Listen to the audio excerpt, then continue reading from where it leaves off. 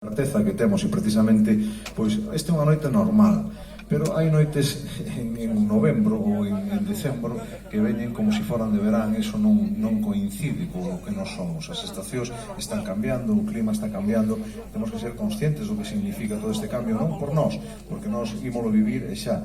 O problema son os fillos e os netos. Isto é que deixarle un legado importante para eles e, sobre todo, entender que temos que mellorar un poquinho toda esta historia que estamos creando nós mesmos neste momento. Moitísimas grazas e moi boa noite.